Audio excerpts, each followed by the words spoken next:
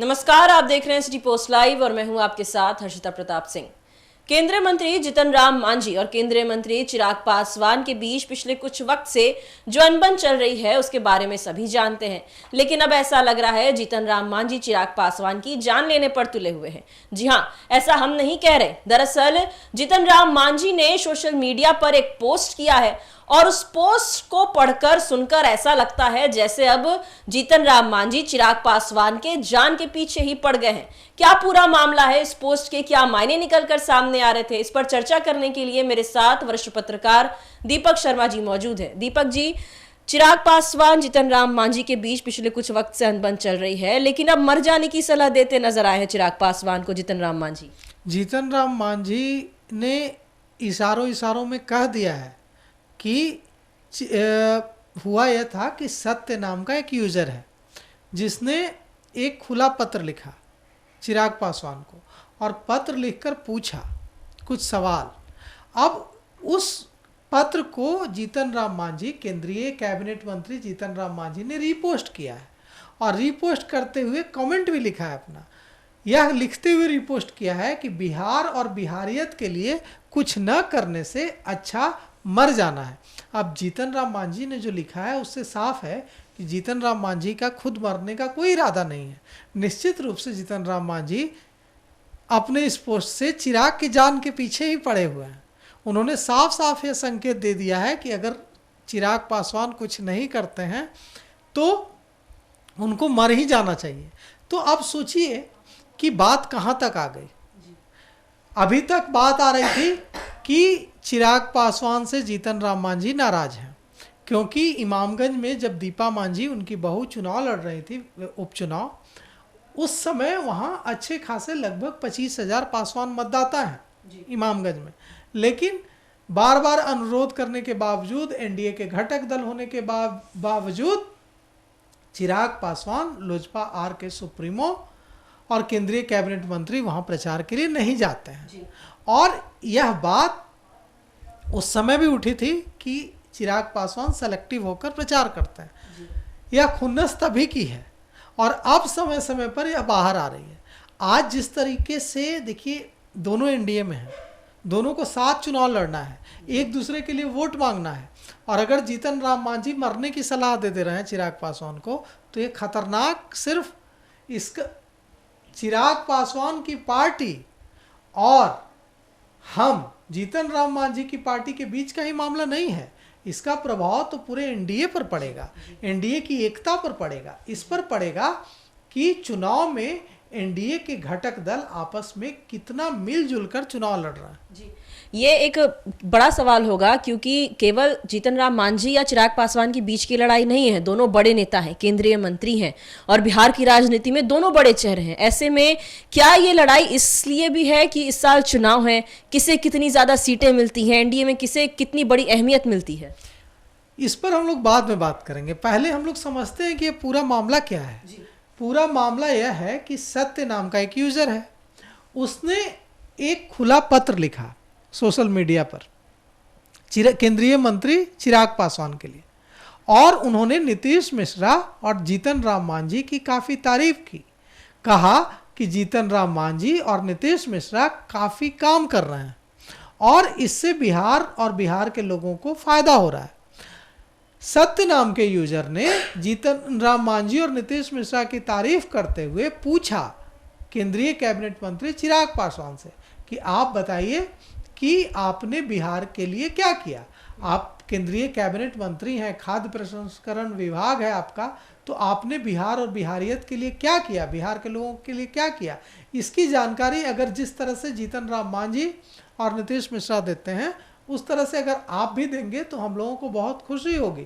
सत्य नाम का यूजर यही नहीं रुकता है, वह आगे कहता है कि अगर आप चिराग पासवान से पूछता है कि अगर आप नहीं भी सफल हो पाए तो कोई बात नहीं है, कम से कम यह तो बताइए कि आपने कोशिश क्या की। अगर आप कोशिश करते हुए फेल भी हो गए, कुछ नहीं भी कर पाए बिहार और बिहार के लोगों के लिए, तो भी हमें खुशी होगी कि कम से कम आपने प्रयास तो किया। यह पोस्ट जो है सत्य नाम के यूजर का, उस पोस्ट को केंद्रीय मंत्री जीतन राम मांझी रीपोस्ट करते हैं, और रीपोस्ट क्या लिखकर करते हैं कि बिहार और बिहारियत के लिए कुछ न करना और पद पर बने रहना, इससे तो अच्छा है मर जाना। अब सवाल उठता है कि क्या जीतन राम मांझी की खुद मर जाने की तो कोई इच्छा नहीं लगती है। निश्चित रूप से जीतन राम मांझी चिराग पासवान को, जो युवा हैं, उन्हें मर जाने की सलाह दे रहे हैं और यह बता रहे हैं कि आपसे कुछ हो नहीं रहा है बिहार के लिए, आपसे बिहारियों के लिए कुछ नहीं हो रहा है, आपसे दलितों के लिए कुछ नहीं हो रहा है, तो क्यों नहीं आप मर ही जाते हैं। तो ये जो तलखी है, देखिए ये जो तलखी है, यह तलखी सिर्फ बिहार और बिहार के लोगों के लिए नहीं है, यह तलखी इसके लिए है कि बिहार में दलितों का सबसे बड़ा नेता कौन होगा। यह तलखी इसके लिए है कि अगले चुनाव में, जो चंद महीनों बाद बिहार में विधानसभा चुनाव होने जा रहे हैं, उसमें हमको कितनी सीटें मिलेंगी और लोजपा रामविलास को चिराग पासवान की जो पार्टी है लोजपा रामविलास, उसको कितनी सीटें मिलेंगी। अब समझिए कि यह लड़ाई इसकी है कि कौन बड़ा नेता है दलितों का। यह लड़ाई इसकी है, इसकी नहीं है कि दलितों के लिए कौन काम कर रहा है।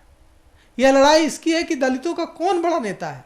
तो जिस तरह से आज जीतन राम मांझी ने रिपोस्ट किया है और इशारों में यह कह दिया, निकम्मा करार दे दिया है चिराग पासवान को कि आपने कुछ नहीं किया।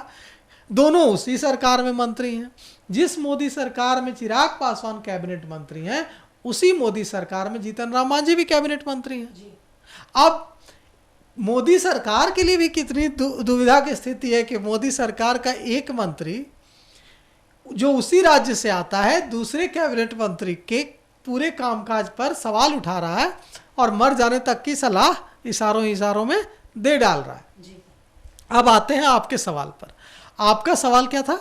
सवाल ये था कि दलित का बड़ा नेता बनने की लड़ाई है, वहीं दूसरी ओर इस साल चुनाव है, विधानसभा चुनाव में एक और दलित के बड़े नेता चिराग पासवान बनना चाहते हैं, दूसरी ओर जीतन राम मांझी बनना चाहते हैं, उनके बेटे हैं और अब बहू भी राजनीति में है और उपचुनाव में जीत कर आई हैं।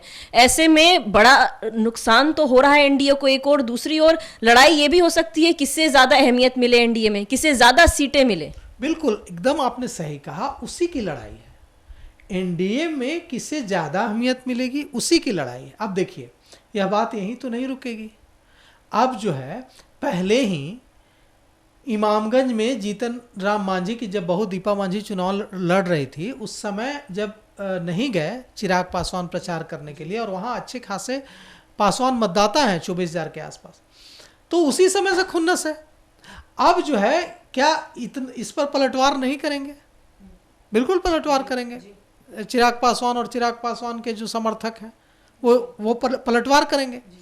अब लड़ाई और बढ़ेगी, और यह लड़ाई जितनी बढ़ेगी एनडीए के लिए उतनी मुसीबत होगी। महागठबंधन उतना भी कमजोर नहीं है चुनाव में। अब देखिए, जहां एक तरफ मुकाबला करना होगा महागठबंधन से, दूसरी तरफ एनडीए के बीच आपसी खींचतान चल रही है।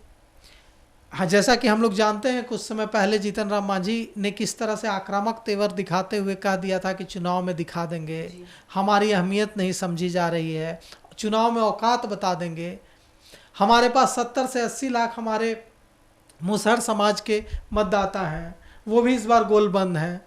तो देखिए, समझने की बात है कि जीतन राम मांझी को भारतीय जनता पार्टी या जदयू से शिकायत नहीं है। जीतन राम मांझी को शिकायत है चिराग पासवान से। क्यों शिकायत है? क्योंकि उनको लगता है कि मैं बिहार का मुख्यमंत्री रहा हूं, मैं उम्र में भी बड़ा हूं, सीनियर नेता हूं, लेकिन एनडीए में जो महत्व, जो अहमियत मिल रही है, जो अहमियत चिराग पासवान को, वह अहमियत मुझे नहीं मिल रही है। झारखंड विधानसभा चुनाव की बात आती है तो झारखंड विधानसभा चुनाव में चिराग पासवान को सीट दी जाती है। दिल्ली विधानसभा चुनाव की बात आती है तो दिल्ली विधानसभा चुनाव में चिराग पासवान की पार्टी को सीट दी जाती है। बिहार में जब अब चुनाव की बात आ रही है तो बिहार में भी ज़्यादा महत्व चिराग पासवान को अभी तक मिलता दिख रहा है। तो ऐसी स्थिति में यह बात अखड़ रही है, यह बात बुरी लग रही है जीतन राम मांझी को कि चिराग को ज़्यादा अहमियत मिल रही है।